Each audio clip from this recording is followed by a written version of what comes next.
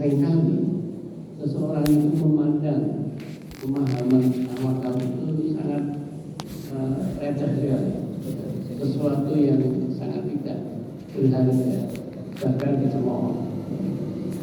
Jadi orang mengatakan tawakal itu dipahami sebagaimana orang itu pasrah pengkohan. Jadi setiap tawakal itu bukan pasrah dalam bentuk pengkohan. Tidak ada sesuatu apapun upaya yang dilakukan oleh seseorang. Ya. Itulah yang seringkali bermasalah. Nah, yang berikutnya ini Bapak Ibu, apa indikatornya, apa sebuah parameter seseorang itu tanda-tandanya ketika kita ternyata belum mampu tawakal. Jadi ketika kita ini mengaku sudah bertawakal, coba kita lihat indikator ketika ini terjadi. Misalnya di dalam harian kita masih sering kali terjadi hal-hal yang selalu kita khawatirkan. Maka kalau kita seringkali mengkhawatirkan sesuatu, itu terjadi bahwa ini jelas ya, satu hal ini muncul, maka yang terjadi kita adanya belum tawakal sepenuh hati. Ya. Maka kalau kita perhatikan secara normal manusia itu ada diberi kemampuan untuk khawatir, ya, khawatir atau cemas. Cemas yang normal adalah cemas untuk mengkhawatirkan sesuatu yang kemudian dia segera menyadari apa yang dia khawatirkan itu untuk normal kembali, dalam arti cemas yang fisiologis. Ya.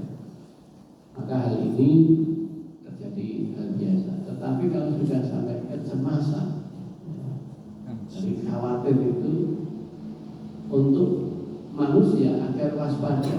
Tetapi ketika kewaspadaan tidak bisa kita lakukan mitigasi, ini yang berlanjut adalah seseorang mengalami apa yang dinamakan kekhawatiran. Ya.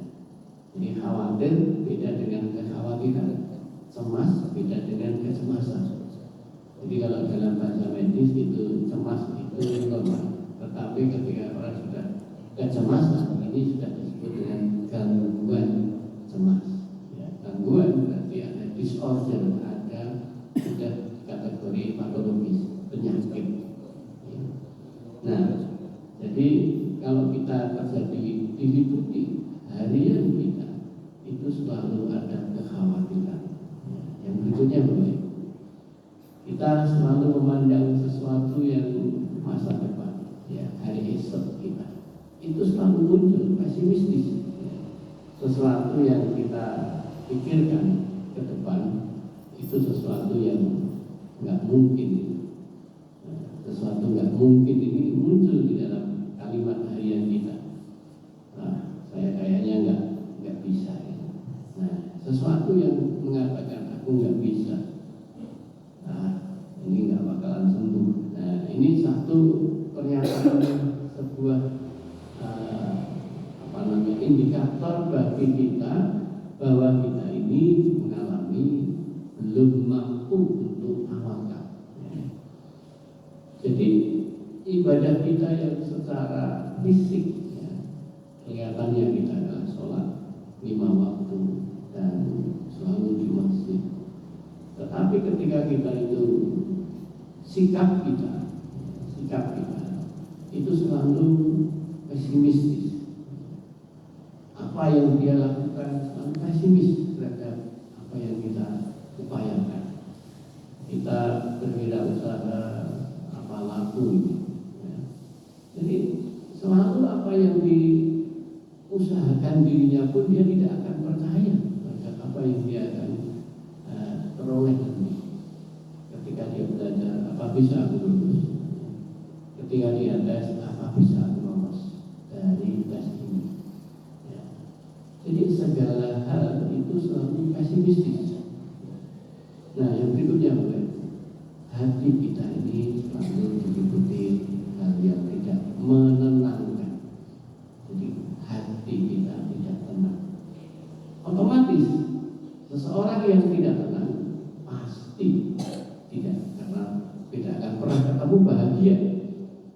bahagia itu jika orang dalam keadaan tenang. Tenang itu tidak bisa dimonetize, tidak bisa dikalkulasi dengan uang, dan tidak bisa digantikan dengan uang.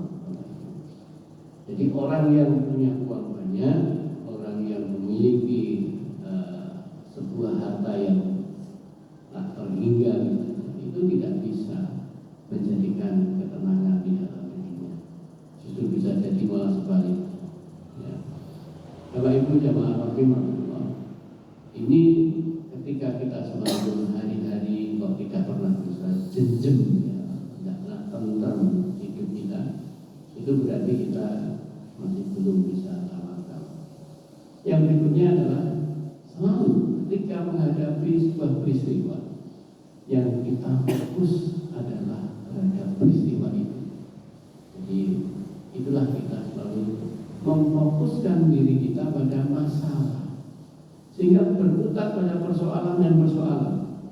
Ketika melihat sesuatu yang dialaminya, dia berfokus pada peristiwanya, pada bendanya, pada manusianya. Ya.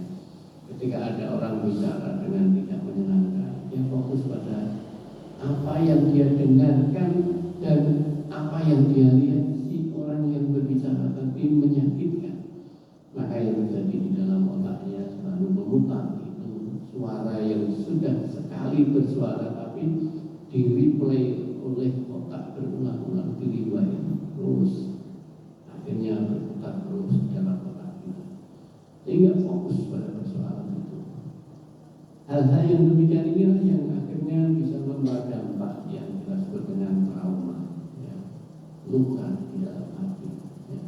Seringkali ini persoalan-persoalan yang tidak mudah. Ya. Beberapa hari yang lalu saya didatangi oleh seseorang untuk konsul dalam hal ini adalah karena dia ini diberikan sebuah ujian, ya, yang berkaitan dengan putrinya yang tidak hanya satu, punya putra putri 5, yang satu mengalami gangguan kejiwaan, yang laki juga sama. Ya. Jadi ini sebuah ujian yang tidak mudah, karena yang satu waktu bisa dikatakan sebagai bipolar, yang berikutnya dari di rumah sakit yang lain, ya, selalu kita disebut sebagai schizophrenia, bukan perkara yang mudah. Yang terakhir itu depresi. Nah, sudah ini nggak mudah, ya. Jadi ini kalau orang dalam kondisi semacam ini kalau nggak kuat, itu bisa sampai naluri. Ada yang bisa sampai murtad, Bapak Ibu. Ya. Dan ini terjadi, Bapak Ibu. Ketika ada orang yang diuji dengan persoalan semacam ini, ada sebuah peristiwa, dan ini sungguh terjadi, Bapak Ibu. Ada seorang rohaniawan. Rohaniawan Muslim, artinya beliau ini adalah bagian rohisnya di TNI Angkatan Darat. Tiap kali dia memberikan nama Jumat dan untuk menyampaikan pengajian, diuji. Anak pertama terjadi buta, anak kedua buta lagi, anak ketiga buta lagi.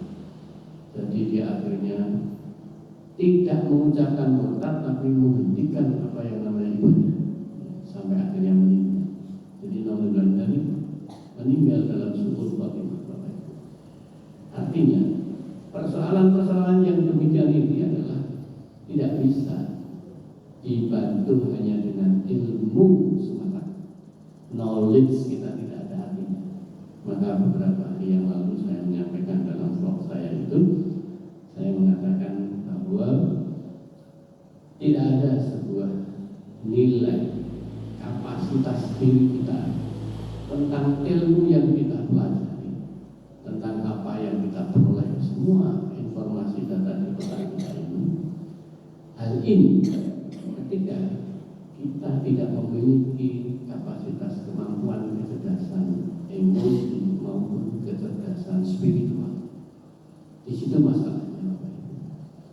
Sehingga bisa kita lihat kenapa ada orang itu memiliki ilmu tetapi tidak beramal, sebuah konsekuensi yang besar. Mungkin belum pernah saya sampaikan atau belum di ruangan ini di masjid, bahwa ketika ada seorang mahasiswa konsul ke saya untuk bimbingan memilih sebuah judul skripsi yang berkaitan dengan diabetes mellitus, ya, bahwa dia akan meneliti, ingin mengajukan proposal penelitian berkaitan dengan perilaku orang yang menderita diabetes.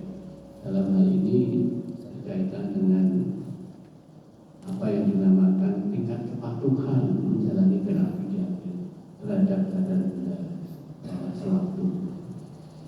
Ketika saya tanya dasar dari apa yang Anda akan lakukan nanti, karena diabetes mellitus itu untuk melihat indikator sebagaimana dia terkendali atau tidak, itu kan ada beberapa parameter yang bisa kita ketahui.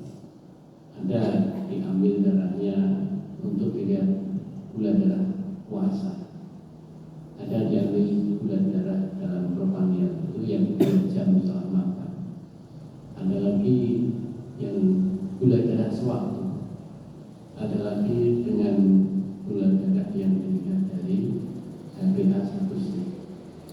Jadi masing-masing item ini ada sebuah konsekuensi untuk mengapa diambil itu, mengapa bukan yang ini, kenapa yang bukan itu. Ketika saya tanya begitu, belum bisa jawab. Maka yang kemudian saya tanya, apa motivasinya untuk mengambil judul itu? Karena itu ternyata dia kemudian menyampaikan, saya ini punya orang tua, bapak saya itu dokter spesialis penyakit dalam, kena diabetes tapi bandel sekali. Artinya apa? Bahwa apa yang terjadi pada orang yang punya kapasitas ilmu, ya, dia sebagai dokter, tapi dokter untuk Anda, bukan dokter untukmu, ya. Dan itu sudah sesuatu yang seringkali saya punya sejawat tanya, ya, di antara yang sampai akhirnya meninggal, ya, karena gaya hidupnya itu tidak menunjukkan dia seorang ahli, dia bukan seorang yang berilmu seperti orang awam pada umumnya. Padahal dia ketika praktek untuk memberikan terapi pada pasiennya itu sangat bagus. Tapi kenapa untuk dirinya tidak? Itulah yang terjadi. Berilmu tapi tidak beramal. Maka saya sering katakan seperti lampunya bimbing, bermata tapi tak melihat, bertelinga tapi tak mendengar, berhati tapi tak merasa. Salah satunya yang dilanjutkan oleh sang ibu adalah berilmu tapi kurang amal. Kan gitu. Disitulah masalahnya Bapak Ibu yang terjadi pada kita. Itu ilmu itu letaknya beda dengan sebuah komando yang ada di dalam driver kita ini terhadap behavior kita, terhadap sikap kita. Oleh karena itu, orang yang menjalani ibadah ritual dalam bentuk apapun kita, itu tidak menjamin sebuah hati kita bisa tawakal dengan iman 100%. Nah, itulah mengapa ini indikator ini sebagai bagian yang bisa kita lihat, bisa kita amati. Pertanyaannya, mengapa menjadi seperti ini, Bapak? Ya kan? Jadi kenapa kita ini bisa seperti ini? Kok bisa menjadi orang Muslim, menjadi seperti orang yang kelihatannya taat beribadah? Ternyata hidup kita masih khawatir. Sholat tidak menjadikan dirinya menjadi orang yang tenang. Setiap hari Senin, Kamis dia puasa, bahkan sudah tahu. Tapi kenapa dia masih diliputi rasa was-was, ya, pesimistis, segalanya penuh dengan keluhan-keluhan. Karena hal yang terjadi hatinya buta, Bapak Ibu. Hatinya buta. Maka beberapa hari yang lalu saya menyampaikan sebuah vlog, ya, dalam hal ini salah satunya adalah orang yang dalam kondisi terang benderang, ya, dengan penuh pencahayaan yang seperti di ruangan ini,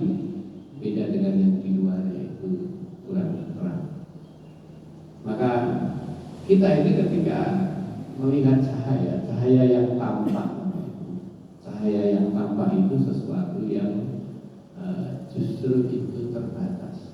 Ya, makanya saya mengatakan di dalam khotbah ini, sinar matahari adalah cahaya yang sangat luar biasa terang benderangnya.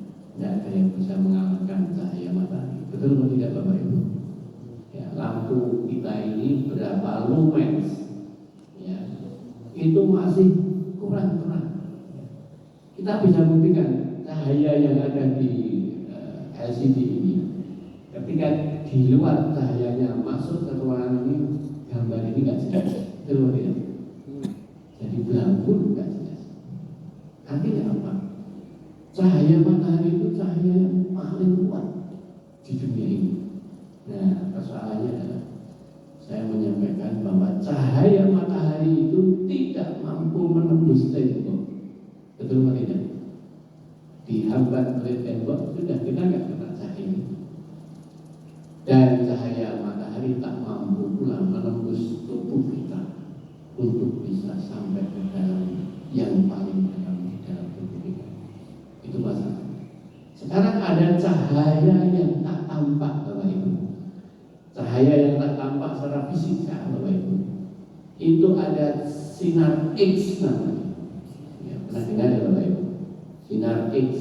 Sinar X itu adalah sinar yang tak tampak.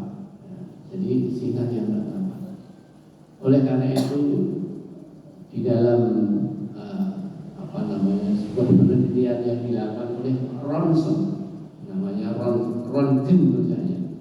Ronson itu kemudian membuat alat itu menggunakan X-ray, pakai sinar X. Disitulah dia kemudian mencoba untuk menembuskan sebuah cahaya yang namanya sinar X tadi, yang tidak bisa kita lihat oleh mata, tembus ke dalam tubuh manusia dan divisualkan menjadi foto Ronson. Ya, orang itu Ronson di foto radiologi. Jadi cahaya yang tak tampak itu mampu menembus tembok, mampu menembus yang namanya tubuh kita. Sehingga ruangan radiologi itu Bapak, namanya ruangan radiologi tidak sama dengan ruangan yang lainnya. Apanya? Temboknya Bapak. Jadi tembok untuk membangun radiologi, ruangan radiologi itu harus dilapisi, ya, yang di situ itu supaya tidak terjadi radiasi sinar ini benar-benar mengenai di luar ruangan itu, hingga ruangan penuh radiasi itu biar aman. Karena X-ray itu memiliki sebuah dampak yang bisa tidak baik terhadap tubuh, maka orang di Ronson itu tidak boleh sembarangan, tidak boleh dalam waktu 6 bulan sekali tinggal itu ya, paling tidak harus melewati 1 tahun. Sehingga beberapa kasus yang harus di foto Ronson itu harus dikasih jeda yang panjang. Itulah Bapak Ibu yang namanya hati kita. Ketika ada cahaya yang tampak yang terang benderang, itu kita akan silau, kita akan buta. Maka Bapak Ibu, ketika kita itu dalam kondisi kita penuh dengan kemebiannya sebuah kehidupan dunia yang kita lihat dengan harta benda, kemudahan-kemudahan, kelancaran-kelancaran yang kita ada, itu akan membukakan hati kita. Karena itu saya menyampaikan itu dalam judulnya, di dalam kegelapan justru terjadi terang benderang. Bisa nangkap Bapak Ibu? Di dalam kegelapan, di dalam lingkungan yang gelap, disitulah terang benderang. Ini kan sebuah paradoks, ya, di dalam terang benderang, di sebuah kegelapan terjadi. Yang ada kenapa? Karena ketika kita ini mau melihat sesuatu cahaya yang benar bisa kita lihat, itu harus digelapkan dulu. Maka orang baru sadar dalam kehidupan kita ini melenceng jauh itu oleh Allah dibuat digelapkan, ya, dibetulkan pada persoalan-persoalan yang membuat dia tak berkutik. Baru dia sadar ada seberkas cahaya ilahi menyoroti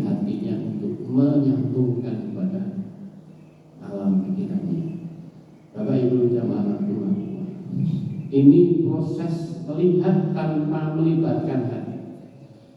Ketika kita buta hatinya, maka kita akan dibutakan dalam berbagai hal. Sekalipun kita melihat sesuatu sepertinya normal, Bapak Ibu. Contohnya, ketika kita ke Mekah, ke Tanah Suci, kita pergi haji, kita pergi umroh, itu belum tentu kita bisa melihat Ka'bah, Bapak Ibu. Ya, Ka'bah yang besar, yang seperti itu, bisa jadi mata kita itu tidak buta, bisa melihat apapun. Tapi sampai di Masjidil Haram bisa nggak jadi melihat yang namanya Ka'bah. Ya. Ini sesuatu fenomena yang menarik. Itulah buta hati. Jadi dalam kondisinya saat saya dulu haji, ada salah satu teman haji itu ketika di Mina, ya, dari Mina ini kemudian dia tersesat, nggak bisa pulang. Padahal tenda kami itu ada di seberang jalan layang. Jadi apa yang terjadi pada dia ini, teman saya itu tersasar kemana, terus kemudian mengangkat pada pembimbing waktu itu, dan dia mengatakan saya tidak rumah sakit. Nah, pada rumah sakit itu harus melintasi jembatan lain. Nah, yang terjadi setelah sampai kemudian dia cerita pada saya, Pak, saya itu nggak lihat yang namanya jembatan layang itu. Padahal saya itu cuma muter-muter aja di situ. Jadi sesuatu yang besar di mata dia itu nggak dilihat. Itulah saya sebut dia melihat tapi tidak dalam menggunakan mata hati. Ya. Jadi dibutakan betul itu. Matanya normal, tapi nggak bisa melihat esensi yang dia lihat. Nah, sekarang ini Bapak Ibu, ini secara ilmiahnya memahami cara kerja mata manusia dalam penglihatan ini. Secara ilmu kedokteran bahwa ketika kita melihat ini kan sumber harus ada cahaya. Tanpa cahaya kita tak akan pernah bisa melihat yang ada dan cahaya tampak. Cahaya tampak adalah sinar matahari, sinar yang ada dari lampu kita ini adalah cahaya tampak. Nah, cahaya ini kemudian memantulkan benda yang ada, memantulkan cahaya tadi, dan cahaya ini akan masuk ke dalam bola mata kita melalui pupil kita ini, yang kemudian melalui lensa yang ada berupa lensa cembung kita ini masuk kepada bagian retina di sini, retina. Jadi retina ini adalah sebuah reseptor, sebuah saraf-saraf yang berupa sel batang dan sel kerucut. Ya, di sini inilah yang kemudian menentukan dia bayangan yang ada ini dikumpulkan dan diteruskan masuk ke dalam saraf mata, nervus opticus, dan selanjutnya diteruskan masuk ke otak. Nah, otak itu di bagian belakang di sini, di bagian kepala kita yang bagian belakangnya agak menonjol. Ya, itulah bagian pusat penglihatan kita.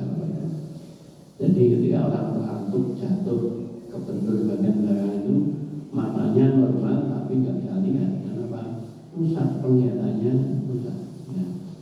Jadi secara normal kemudian sampai sini nanti diterjemahkan di berbagai bagian neokortex ini.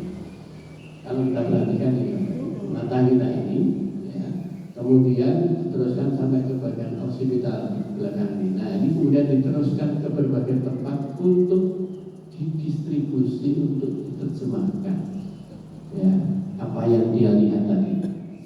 Jadi kalau tadi dia melihat sebuah gambar Mekah misalnya, ya, Ka'bah, dalam hal ini tidak melihat, maka di sini sistem apa yang dia lihat tadi tidak mampu didistribusikan ke sini, tidak bisa diterjemahkan di sini, sehingga pemahaman apa yang dia lihat dia bisa kosong blank. Maka Bapak Ibu bisa lihat ketika sedang ngelamun. Apa yang terjadi? Mata memandang, kemudian kita dirikan. Dia nggak berkedip, dia tidak bereaksi, karena mata ini tidak ada sebuah sensor di bagian pusat mata kita untuk bisa menerjemahkan apa yang ada di depannya. Nah, inilah orang, dia tidak bisa terdistribusi dengan baik, maka ini sudah gangguan, ya, gangguan tidak sadar akan diri. Ya. Apa yang dia lihat, dia nggak tahu apa yang dia lihat. Apa yang dia baca, dia nggak tahu apa yang dia baca. Nah, ini mengapa hati tidak dilibatkan pada orang yang tadi saya sebutkan.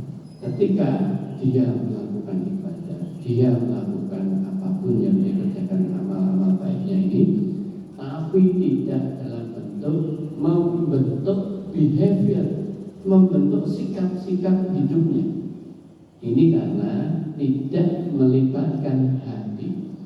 Maka Bapak Ibu, kenapa ada orang tua kita atau kita setiap kali anak kita mau pergi, kita mesti memberikan pernyataan, hati-hati ya Le, pamit mau berangkat sekolah, hati-hati ya Le.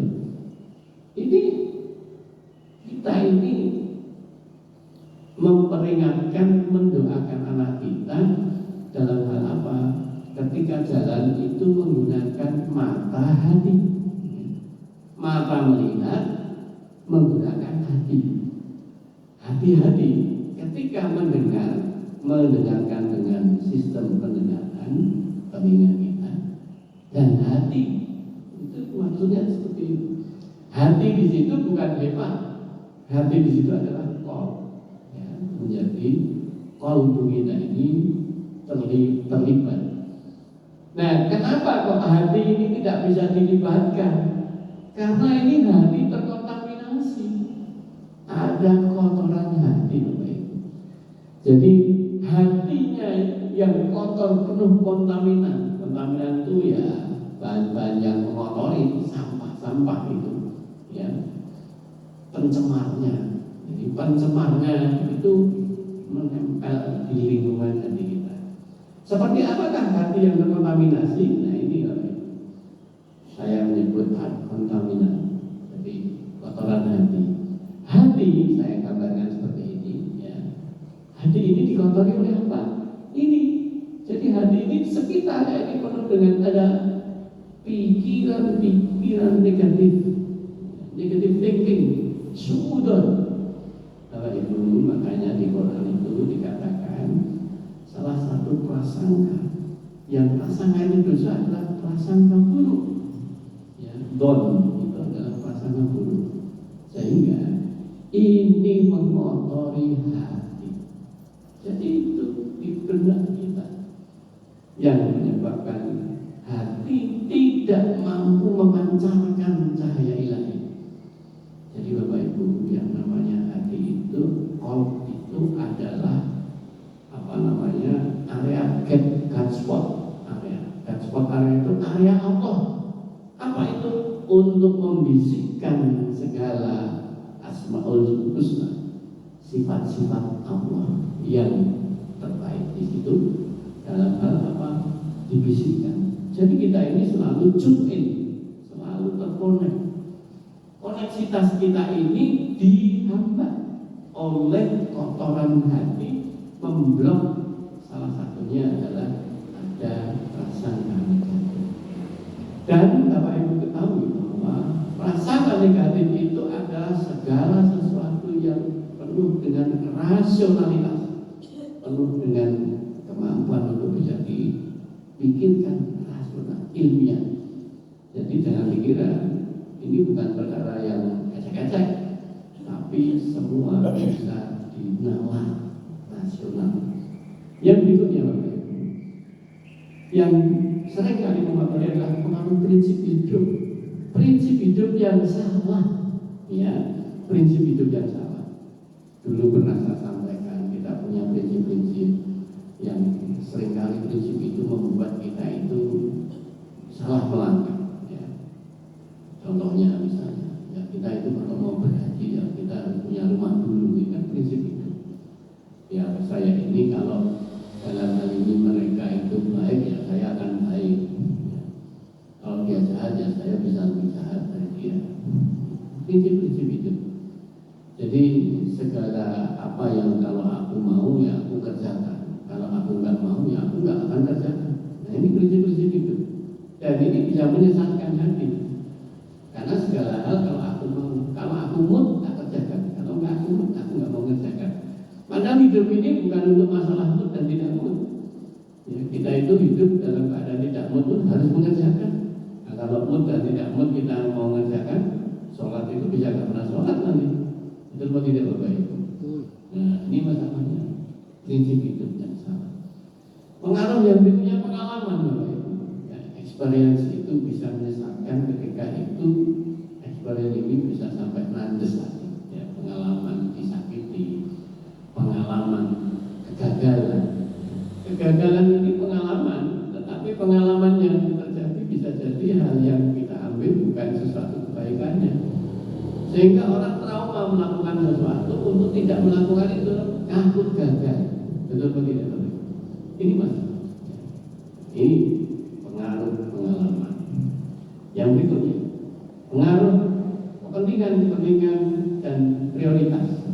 Salah memprioritaskan, salah menempatkan sebuah kepentingan, bisa jadi kita akan menjadi masuk area kotoran hati. Bisa sirik kita. Ya. Yang berikutnya Bapak Ibu adalah pengaruh sudut pandang. Sudut pandang ini adalah kapasitas kemampuan memori kita menerima ilmu, ya, mendapatkan sesuatu. Segalanya menurutku, kalau nggak menurutku aku nggak akan percaya. Aku kalau nggak melihat dengan mata kepala sendiri nggak percaya. Wah ini bahaya. Jadi semuanya harus dialami. Yang dia tidak pernah alami nggak akan melakukan itu. Bahaya ini. Ya, Bapak Ibu, kenapa ada orang itu berhenti merokok, akhirnya sadar kalau dia itu posisinya sakit, yang harus di-ring jantungnya baru berhenti. Tapi saat dia dulu diingatkan oleh orang lain, karena belum mengalami, ya, ilmu yang ada itu tahu dia, tapi nggak mau tahu. Ya. Ini karena sudut pandang. Kalau nggak aku dengan mengalami sendiri aku nggak percaya. Yang berikutnya pengaruh pembanding. Jadi kotoran hati kita itu pembanding ini menjadi masalah besar. Orang tidak akan pernah bahagia ketika kita ini bandingkan diri kita dengan orang lain. Ya, itu sudah jadi sebuah rumusan. Bapak Ibu akan menjadi sengsara hidupnya ketika kita selalu banding-bandingin dengan orang lain. Dan bersyukur yang benar itu tidak perlu bandingkan. Ya, melihat orang yang lebih rendah itu kemudian kita bersyukur. Enggak, itu syukur level acak-acak. Sekarang syukur level orang lain yang bersyukur. Bandingkan dia yang lebih rendah. Nanti ketika dia dalam level yang tinggi, gimana dia bisa bandingkan? Ya? Dalam hal ini kalau dia yang paling rendah, ternyata tidak ada yang paling rendah dari dia, nggak bisa dia bersyukur. Ya, Bapak Ibu, persoalan seperti itu adalah orang hanya baru diajari syukur. Maka jangan pernah pembanding ini jadikan sebuah masalah yang untuk kehidupan kita. Kita hidup itu bukan untuk membanding-bandingkan dan untuk dibanding-bandingkan.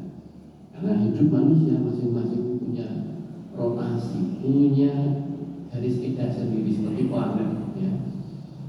Bapak yang berikutnya literatur, ya, literatur referensi yang salah, ya, berita, hoax, informasi yang tidak valid, akurasinya tidak sesuatu yang akurat. Kita gunakan, wah ini bahaya. Ya. Nah, orang kalau sudah kotoran hati ini memblok, akhirnya cahaya ilahi nggak ada, maka hati tak pernah terlibat di dalam untuk mengeksekusi sikap dan tindakan kita. Nah, itulah yang terjadi Bapak Ibu. Heartset kita, mindset kita, ini dia tidak dalam posisi terkonek di dalam persoalan harian kita. Sehingga kita harusnya ini terjadi sambung, ya, ketika ada hati sebagai rajanya dalam kehidupan kita untuk melakukan perintah kepada panglima. Ya, raja itu di hati, panglima itu kemudian diblok oleh tadi kotoran hati, sehingga nyambung. Maka tadi saya sebutkan, dia tahu berilmu, dia banyak memori di dalam otaknya itu data-data yang canggih, yang valid. Tapi yang dia gunakan rasionalitas maka orang dia akan ketakutan terhadap segala sesuatu, termasuk tadi mengkhawatirkan. Ketika dia divonis kamu kena cancer, nah, ilmu tentang persoalan itu mengatakan ya medis itu nggak bisa menjamin bisa sembuh, nggak ada obatnya. Maka stres dia, gimana mau tawakal? Betul tidak Bapak Ibu? Jadi bagaimana kehidupan kita itu ketika kita terjebak oleh kotoran hati. Nah, oleh karena itu inilah sebuah masalah. Ketika kita melihat sebuah objek yang kita lihat adalah sesuatu fakta dan bukti. Macet adalah fakta dan bukti, bisa dilihat, bisa diindrami. Disitulah yang terjadi. Kita akan muncul inner voice, bisikan-bisikan di dalam otak kita, yang itu tidak lain adalah sebagai kotoran-kotoran hati kita. Ini bermunculan Bapak Ibu ketika melihat ini pengalaman macet itu nggak bisa jalan menjadi lancar, nanti jadi terlambat. Nanti ini sudah pengalaman. Kemudian itu juga dalam kondisi sudut pandang, macet itu nyebelin dan seterusnya. Selalu pikirannya negatif. Ini yang inner voice berkecamuk di dalam otak kita Bapak Ibu. Sehingga bingung hidup ini. Jadi kita ini melihat macet itu sudah membuat masalah besar. Padahal macet itu peristiwa biasa, peristiwa alamiah yang itu sudut pandang kita ini ketika tidak melihat sesuatu yang negatif, tidak negatif, biasa aja. Ya.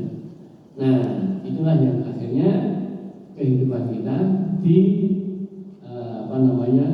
ombak-ambingkan oleh inner voice kita, bisikan-bisikan yang ada di otak kita yang bisa mencelakakan kita, yaitu menjadi orang yang tak tenang. Nah, maka Bapak Ibu, tawakal ini mengapa Allah selalu menyebutkan tawakal ini selalu disandingkan dengan istilah iman Bapak Ibu. Coba kita perhatikan di dalam ayat Quran Al-Maidah 11 ayat itu, yang artinya dan bertakwalah kepada Allah dan hanya apa? Hanya itu berarti tidak ada tandingan yang lain. Hanya kepada Allah lah hendaknya orang-orang beriman itu tawakal. Tawakal itu berserah, bukan pasrah bawaan. Berserah itu menyerahkan, ya, menyandarkan dirinya. Ya. Maka disitulah seseorang itu mempercayakan pada yang ditawakali. Apa itu? Allah. Tawakal Allah. Ya. Nah, Allah menyebutkan lagi di Quran surat Al-Anfal, sesungguhnya orang-orang yang beriman, kembali kata beriman, adalah mereka apabila disebut nama Allah lewat pendengaran, maka gemetar hatinya. Ketika pendengaran ada kata Allahu Akbar, Allahu Akbar, maka yang terjadi otak ini menyimpan apa yang didengar di temporal ini, didistribusi ke limbik sistem, kemudian bergetar hatinya, kemudian hati itu sampai menyebabkan jantung kita ser-seran, ser-ser. Itu seperti itu. Dan Allah menyampaikan lagi dengan sesuatu yang menyenangkan. Apabila dibacakan ayat-ayat Allah, maka bertambah-tambahlah imannya, dan hanya kepada Rabb mereka bertawakal. Selalu disandingkan di situ. Karena tanpa iman kepada Allah nggak mungkin tidak bisa tawakal. Jadi bisa kita simpulkan, ketika kita ini belum bisa tawakal, pertanyaannya, apakah kita sudah beriman? Ini pertanyaan yang perlu kita jawab. Ya. Nah, karena itu pengertian tawakal oleh Ibnu Rajab rahimahullah. Beliau mengatakan hakikat tawakal adalah hati kita ini benar-benar bergantung, bersandar pada Allah dalam hal apa? Dalam rangka kita memperoleh kemaslahatan, hal-hal yang baik, selalu berharap kebaikan.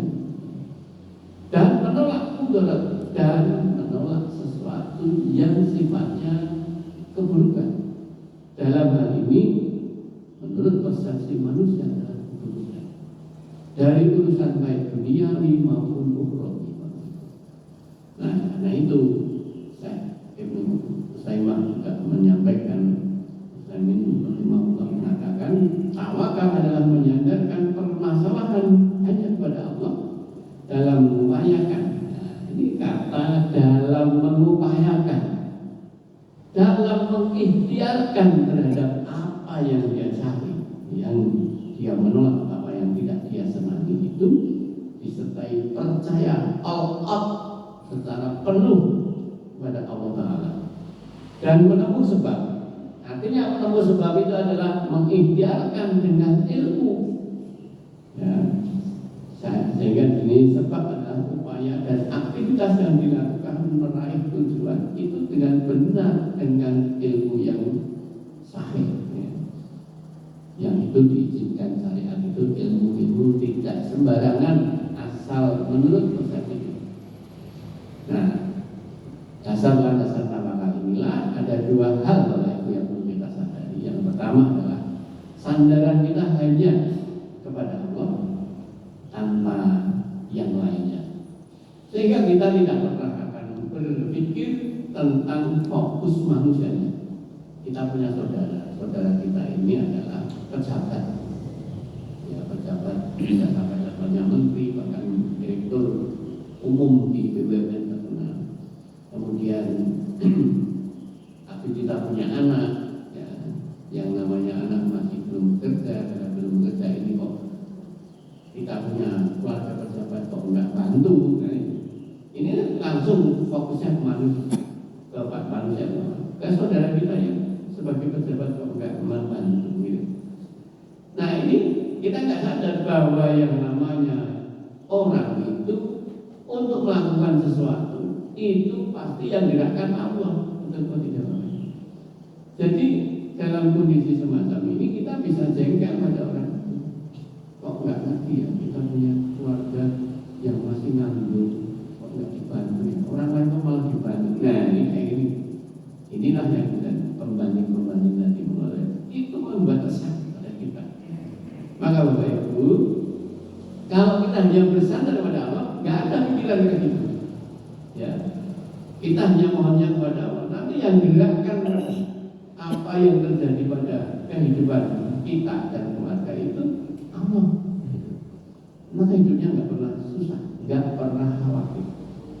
Karena itu apa yang dia inginkan sesuatu ke depan, dia harus ada sebuah usaha mengupayakan sebab yang dihalalkan, yaitu dihalalkan ilmu, dihalalkan Allah, ya. Sehingga manusia itu ada pada area free will, ya, dia gunakan area kebebasan bersikap, tidak yang menggunakan logik dunia itu dilakukan, bukan pasrah keuangan, ya. Karena itu saya ulangi begini, tawakal bukanlah pasrah tanpa usaha, diam, terus pokoknya saya pasrah terus jalan ngomong, bukan begitu. Saya percaya Allah nanti akan mengatur yang terbaik buat saya. Saya hanya melakukan yang bisa saya kerjakan di kapasitas saya sebagai orang yang berusaha. Nah, di sini Bapak Ibu, kronologi orang bertawakal itu dimulai dari hati kita yang sebenarnya 100% iman. Jadi kita itu dicas hati kita itu imannya 100% penuh katanya, ya. Nah, hal inilah yang kemudian akan memiliki kemampuan kita untuk sikapnya ridho. Orang itu kalau imannya lowbat, dia nggak akan mampu memiliki sikap ridho. Kenapa? Ridho itu menerima terhadap apapun peristiwa, menerima segala hal yang ada terhadap dirinya. Itu bukan perkara gampang. Itu katakan iman kita itu lowbat. Coba kalau iman kita itu full baterainya, baterai dari mana? Yang terjadi sikap kita akan melahirkan apa yang dinamakan tunduk dan patuh pada Allah. Itulah namanya takwa. Jadi kita itu taat pada sikap itu menerima. Dalam hal inilah tunduk dan patuh. Peristiwa selalu diizinkan Allah dan peristiwa evolusi dari Allah, maka dia akan bisa melihat sesuatu kebaikan di sana. Sehingga orang yang tunduk dan patuh itulah dia yakin menyerahkannya segala urusan kepada Allah. Maka Bapak Ibu jamaah rahimahullah, itulah kenapa kita selalu berdoa pikir pagi itu. Dalam hal ini ya Hayyu ya Qayyum birahmatika astaghfir aslih li sadri kullahu wa la takilni ila nafsi tarfata ain. Jadi kita berdoa untuk kepada Allah yang maha hidup, yang maha berdiri sendiri, yang tidak tergantung dengan yang lainnya, menyerahkan segala apa urusannya ini. Allah yang akan memperbaiki segala urusan kita. Jangan kau serahkan ya Allah masalah itu, urusan itu, walaupun kepada aku hanya sangat depan mata. Itu sesuatu yang luar biasa. Jadi kita enggak akan mampu untuk berkedip saja, kita enggak mampu. Apalagi hanya sakit itu dikasih masalah, enggak mampu kita. Nah, tawakal itulah yang akhirnya melahirkan ketenangan. Jadi kenapa tadi indikator-indikator yang muncul di situ? Kenapa kita jadi orang yang cemas, kecemasan yang muncul terus, ya khawatir, pesimis? Itu karena masalah ini. Iman kita lowbat. Maka Bapak Ibu selalu cas iman ini. Segala apa yang kita lakukan dimaknai, karena tanpa makna itu yang akan menjadi kita menjadi lowbat. Maka dari itu Bapak Ibu, kalau kita bertawakal, maka proses yang terjadi dalam perilaku sikap kita ini, bagaimana hati dan mindset kita ini